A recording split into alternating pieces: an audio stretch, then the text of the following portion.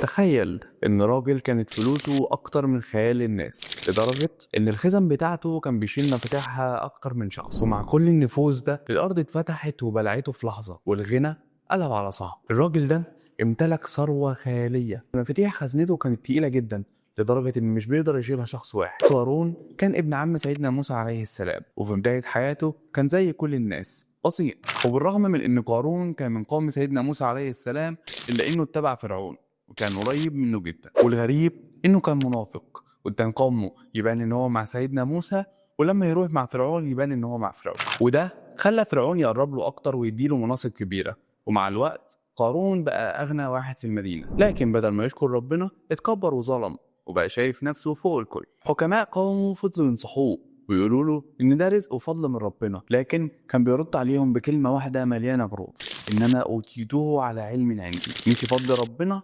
وافتكر غروره بس. وبالرغم من كل الفلوس والجاه اللي عنده، الا انه كان بيغير من سيدنا موسى، لان ربنا اعطى سيدنا موسى النبوه وحب الناس. ففكر يدبر له مكيده، واستاجر واحده باغيه من بني اسرائيل تيجي تشهد قدام الناس وتقول ان موسى زنى بيها. وفعلا جمع قارون الناس، وسيدنا موسى بدأ يبلغ أوامر ربنا. ولما سيدنا موسى خلص كلامه سأله قارون: ما حد الزنا؟ رد عليه سيدنا موسى وقال له: الرجم. فسأله قارون قال له: وإن كنت أنت؟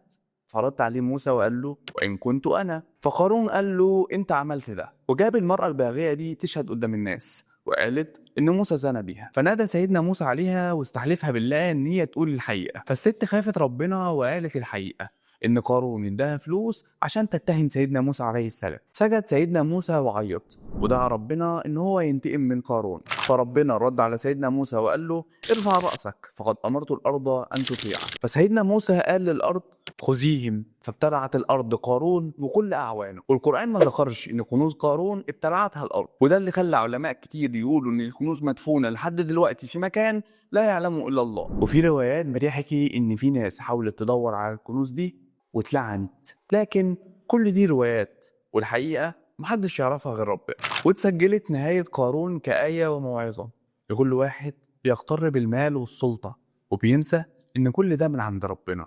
ونشوفكم في قصة جديدة.